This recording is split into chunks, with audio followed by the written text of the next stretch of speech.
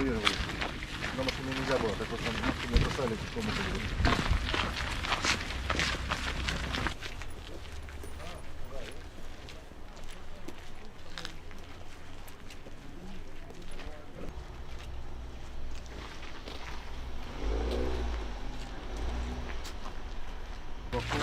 Сразу шикарно.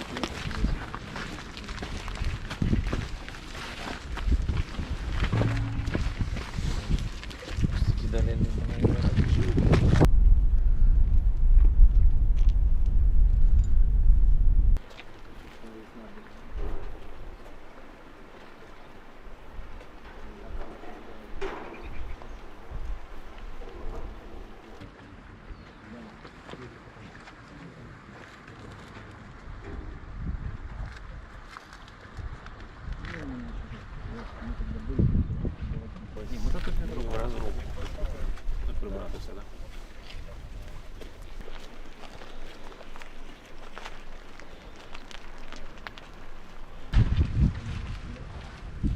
Что тоже по прямой, все предоставляют, все дают, поэтому...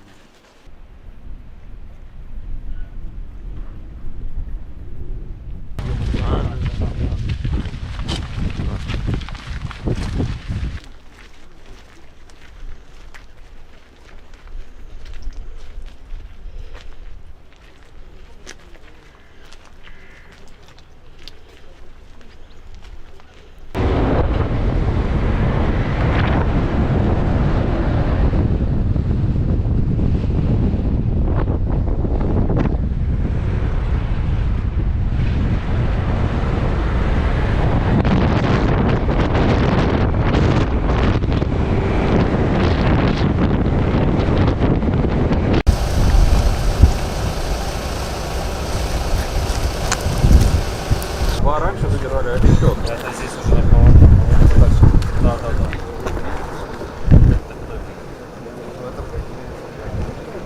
Мы проехали нормально. Пули, да?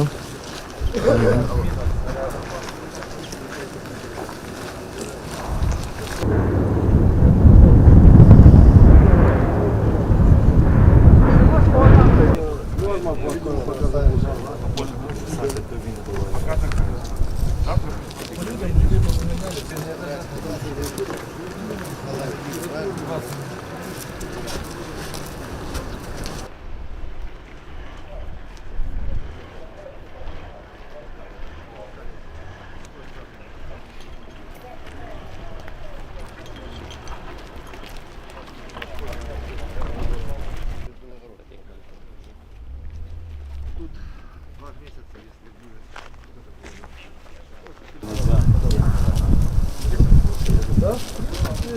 Есть там пару моментов, есть еще один.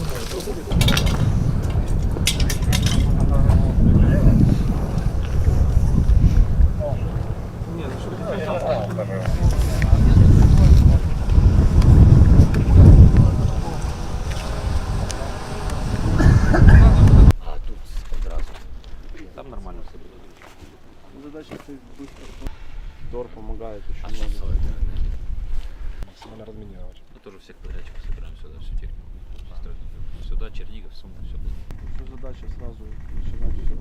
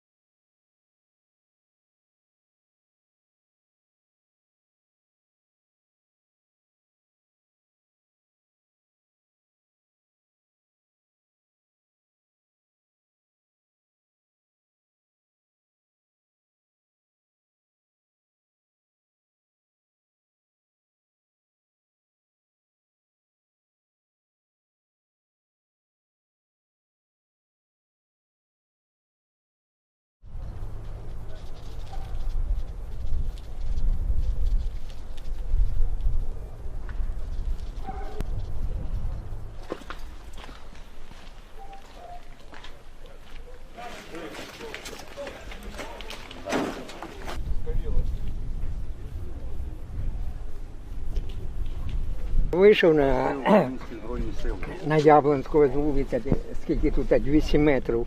От. 12 чоловік лежало убитих наших. І гражданські ж, молоді хлопці. То і на мотороллері, то машини. Просчитав, у машини 15 машин було розбито. Від воєнкомата, від нашого, і ось до угла. Це кілометр.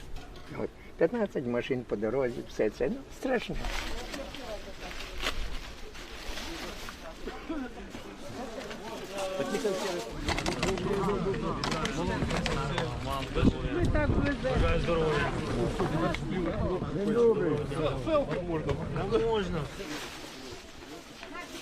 Владимир, спасибо, вот, что вы остались с народом, никуда не уехали. Все вас благодарят, что вы знали. Спасибо вам, спасибо. Да, спасибо. Все люди их благодарят. Ви молодці, ви все це витримали. Хорошо, а вы нам помогите. Ви молодці, ми все поможемо, все Буча, відновимо. Буча золотой город, надо его восстановить, помочь.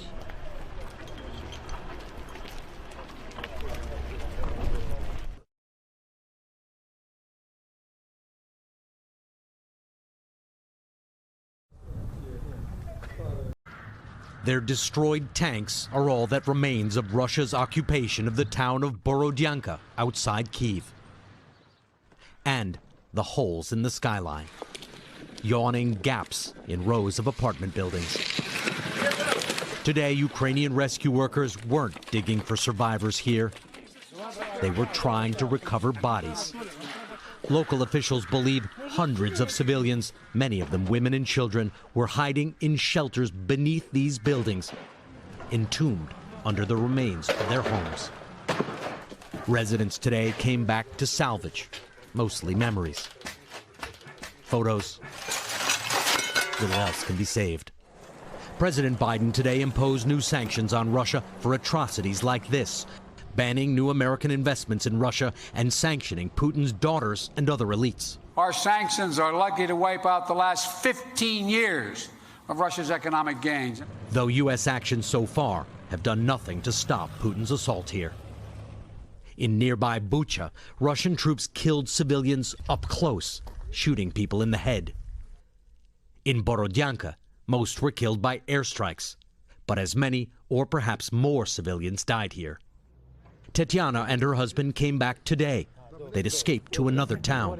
What is it like to come here now and see your home like this? I have no words. My husband is a builder, she says. 30 years we were making this house for our children. Now we have no future here. We went up to their apartment. How many of your friends and neighbors died in these attacks? We just buried our colleague and her family. There were 3 of them, she says. Another of her friends, Ilona, and her father and her brother-in-law are under this rubble next door. Deliberately attacking civilians is a war crime, unless Russia can somehow prove these were military targets. Tonight, a U.S. military official says all Russian forces have left the areas surrounding Kyiv and moved north to resupply, for a possible move to the east, to cities like Mariupol.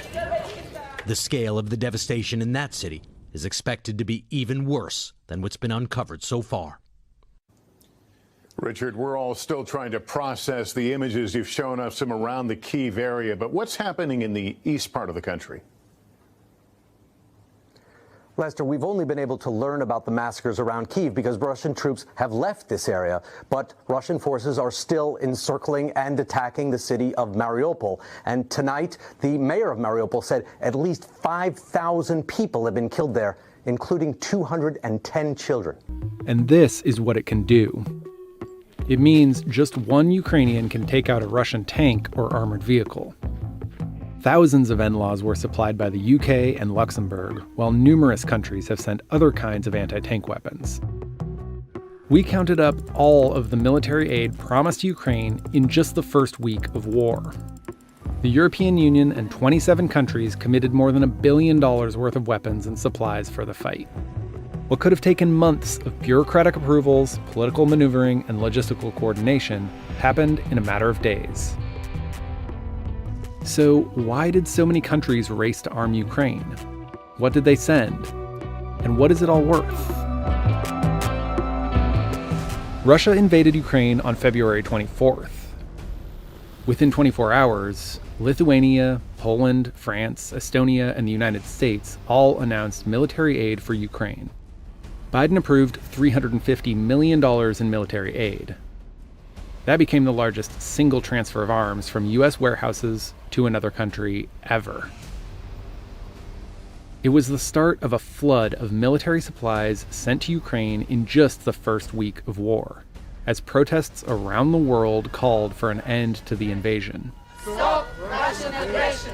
And the internet erupted over claims that the U.S. offered a different kind of help to Ukrainian President Volodymyr Zelensky, the chance to be evacuated. Zelensky reportedly answered, "I need ammunition, not a ride." On February 26th, 10 more countries announced they would send aid, including Stinger missiles, helmets, machine guns, and fuel. Many shipments broke countries' long-standing traditions of not sending weapons to active war zones. Berlin reversed course to send 1,000 anti-tank weapons and 500 surface-to-air missiles. On February 27th, 6 more countries announced millions worth of military shipments, including 5,000 anti-tank weapons. By the 5th day, a Russian military convoy was headed directly towards Kyiv. For the first time in its history, the European Union financed and purchased weapons for a country outside its borders, to the tune of $505 million. Europeans saw a much bigger danger in the invasion. The target is not only Ukraine. The target is the stability in Europe and the whole of the international peace order. And we will hold President Putin accountable for that. By the end of the first week, the US and NATO had sent more than 17,000 anti-tank weapons, like this Swedish-made AT-4. В принципі, вона не така важка, як казалось до моменту її, поки ми не побачили. Тому, в принципі, освоїть можна. Some of what the EU and US sent are newer weapons, like Javelin and Stinger missiles. But much of the military equipment shipped by European countries is older weapons from the Soviet era.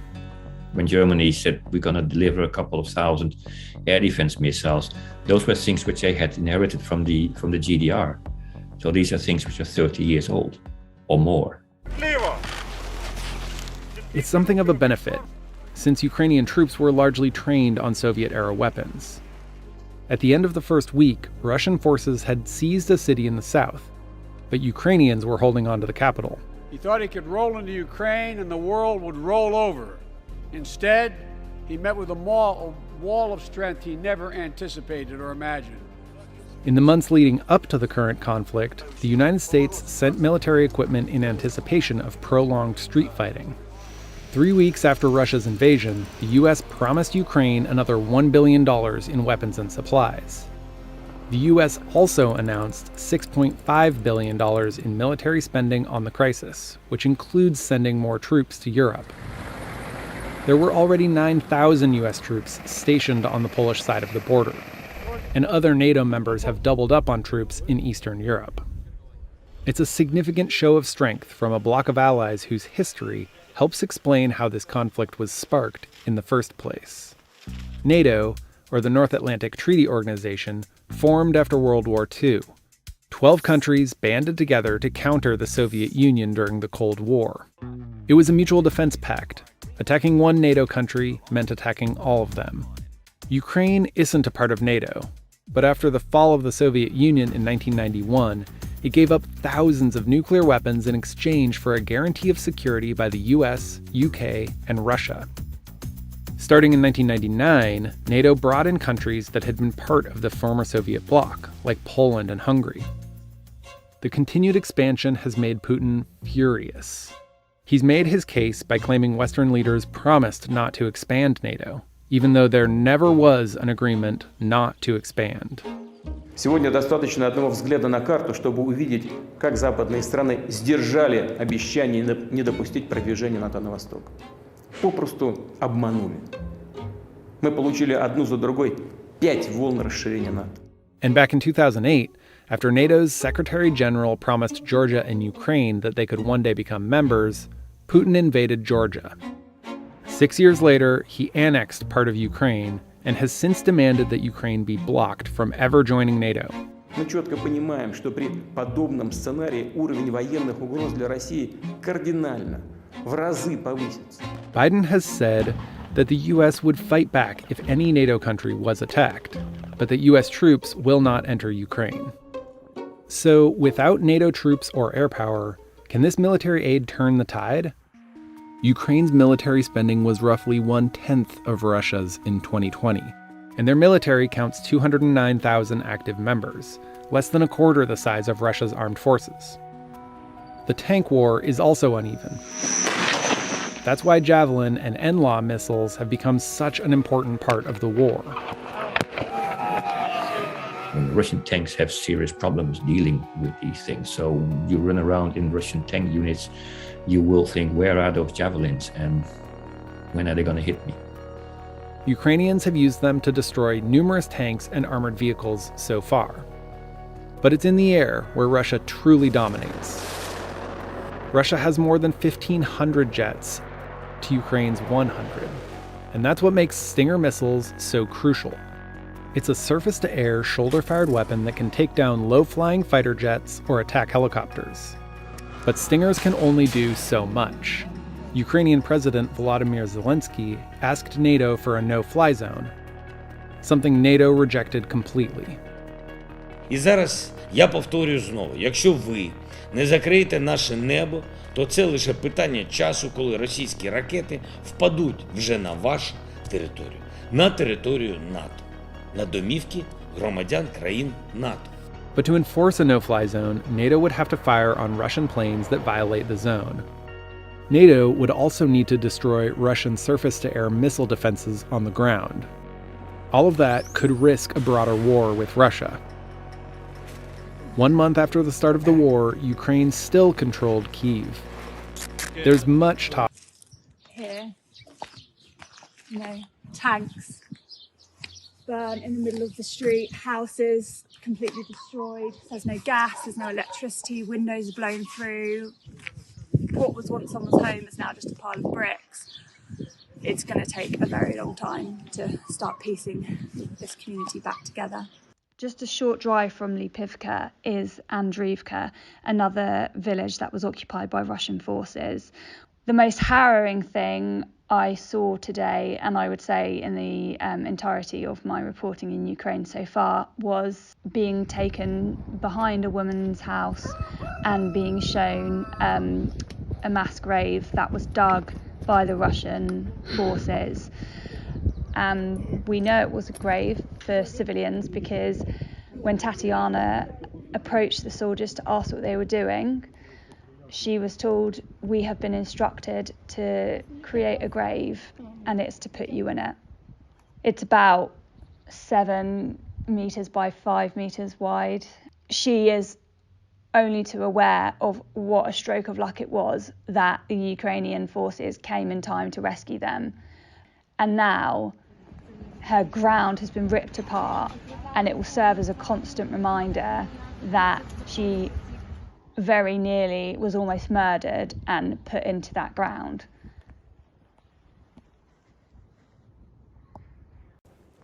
Russian troops are moving away from around the capital of Kyiv, revealing in its path horrific scenes of death and destruction. In Bucha, bodies lay out in the open.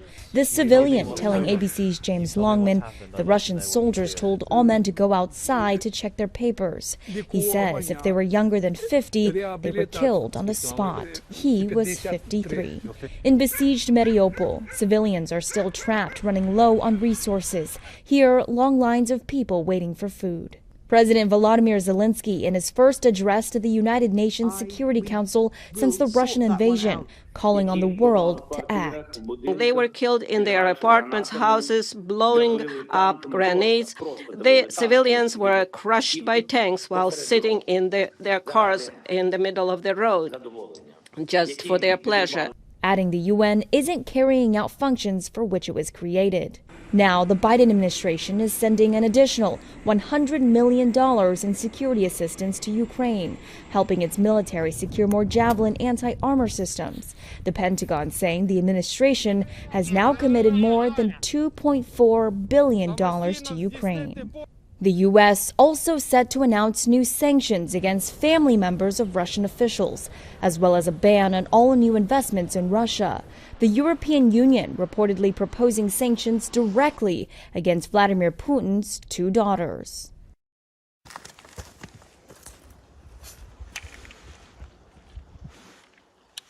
When retreating from the Kyiv region, Russian troops destroyed bridges. This is the Tali River. Here, a bridge was blown up by the Russians at the end of March. It took them several days to retreat. The bridge was blown up to prevent the Ukrainian military to catch up with the Russian occupiers. Another bridge over the Teteriv River. It connects the urban-type settlement Ivankiv, located in Vyshhorod district of the Kyiv region, with the mainland. Volunteers are now bringing humanitarian aid and gasoline to the riverbank and the crossing, the collapsed bridge to the other side. Ukrainian authorities are restoring road connections across the water.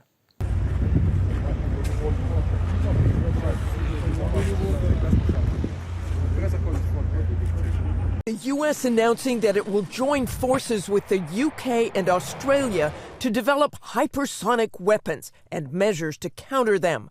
These highly maneuverable missiles reach altitudes up to 300,000 feet and are nearly impossible to detect, much less defend against. Advances by China and Russia, despite tactical failures on the ground in Ukraine, have deeply concerned the U.S., Russia claiming to have used its own hypersonic missile in combat in Ukraine, and China reportedly launching one last year that flew around the world and fired a projectile while traveling more than 5 times the speed of sound. The U.S. spent 20 years fighting counterinsurgencies in Iraq and Afghanistan, while China and Russia were spending money on these kinds of weapons that would enable great power competition.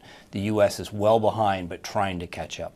The U.S. confirming that it has conducted testing recently, but the Pentagon did not want to announce it at the time, fearing it would only increase tensions with Russia as the world's attention focuses on the deadly conflict in Ukraine.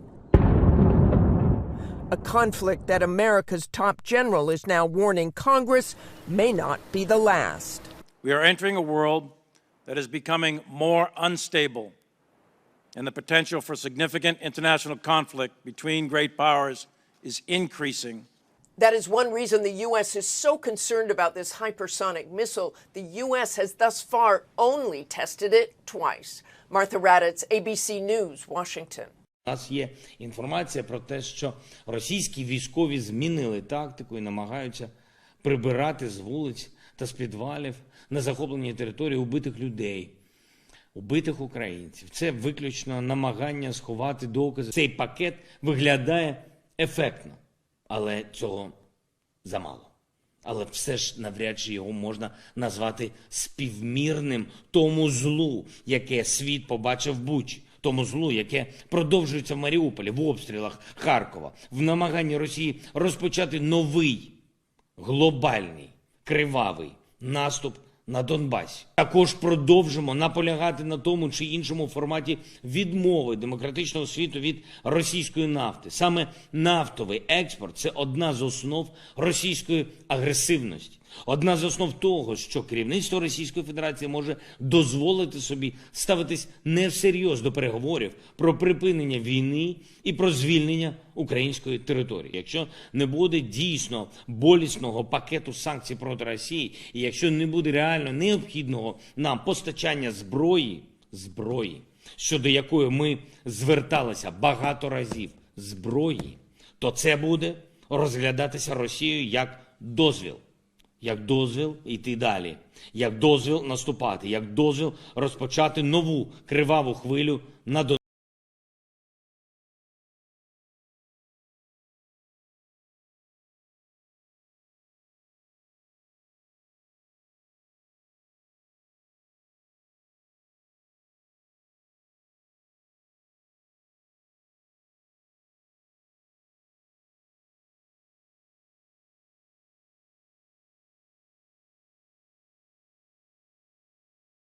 Цей Урал мав підвозити боєприпаси для танків, які, згідно плану російського генштабу, мали взяти Київ за 3 дні. Але можемо бачити, що ні Урал, ні танки до Києва так і не дійшли.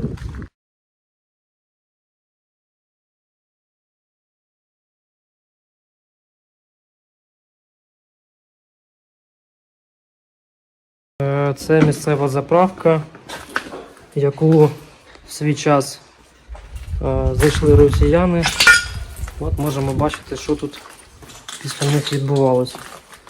Вони не вміють інакше, вони вміють тільки мародерити, зокрема, велику кількість алкоголю. І після цього вбивати цивільних людей, які ніяк не можуть захистити себе від російських агресорів.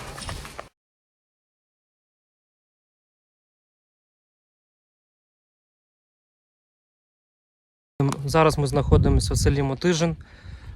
Це Київська область, Макарівський район. Ще 2 дні тому російські окупанти були в цьому селі. Станом на зараз село звільнене. Але от наслідки руського міра, власне, ви можете бачити за моєю спиною.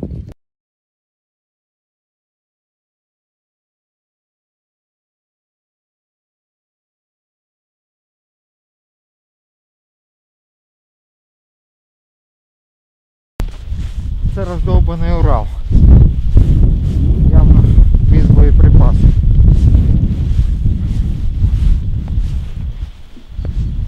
Це гільзи від снарядів.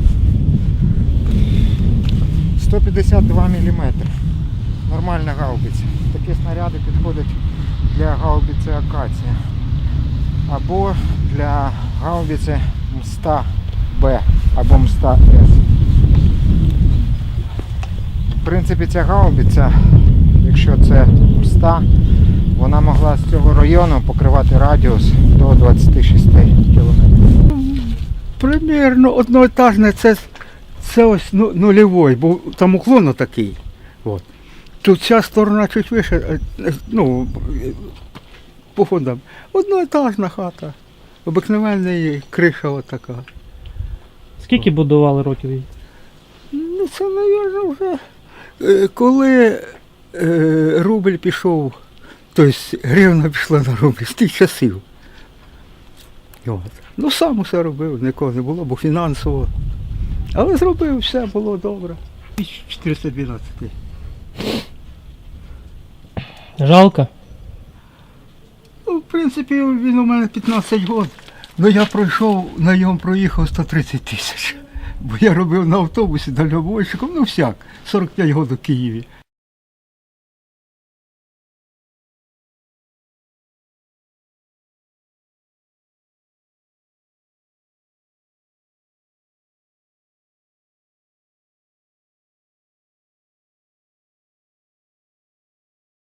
Там у мене була веранда. Оце одна кімната.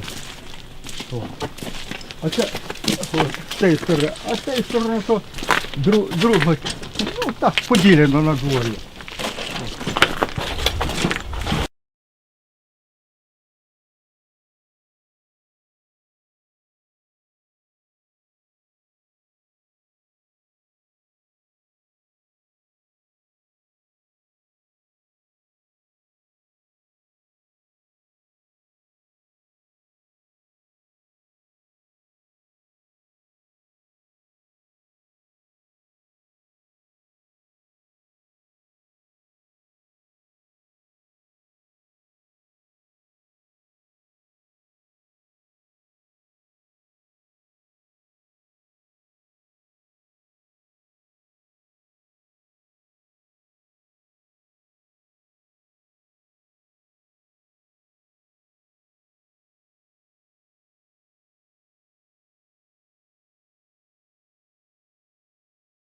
Та я їх не говорив, бо тако взяв, бо тако. Потоптав би, навіть не без розговору.